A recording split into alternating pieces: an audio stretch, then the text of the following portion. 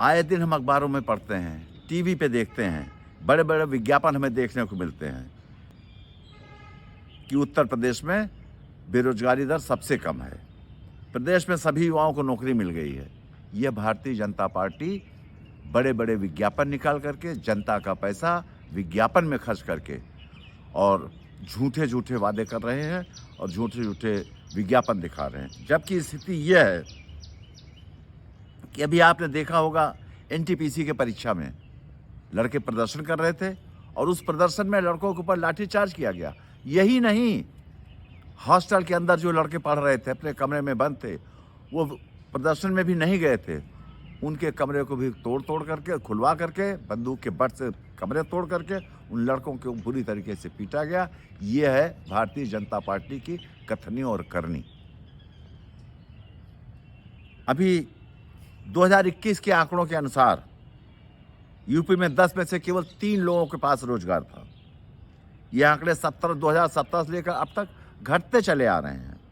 ऐसी स्थिति सरकार सरकारी नौकरियों का निजीकरण करके नियुक्तियों को और घटा रही है।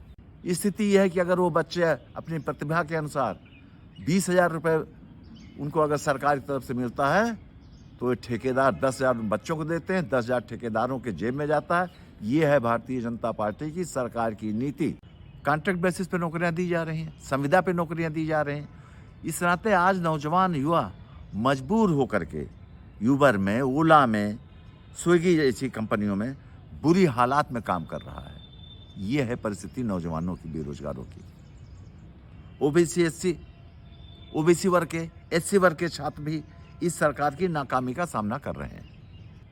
छात्र लगभग 1 साल से लखनऊ में आरक्षण नीति के बदलाव में आरोप लगाते हुए प्रदर्शन कर रहे हैं, लेकिन सरकार कोई सुनवाई नहीं कर रही है। यह दर्शाता है कि सरकार कितनी निर्दयी है। समाजवादी पार्टी बेरोजगारी जैसी जटिल समस्या को न सिर्फ समझती है, पर उससे निपटने के लिए भी एक बार फिर तैयार है। समाजवादी पार्टी का दावा है कि राज्य में 22 लाख नौकरियां सृजित की जाएंगी। शिक्षा मित्रों की बहाली और प्रशिक्षण के लिए अभियान चलाया जाएगा। उनके वेतन को बढ़ाया जाएगा और 3 साल के बाद उनकी नौकरी को नियमित किया जाएगा।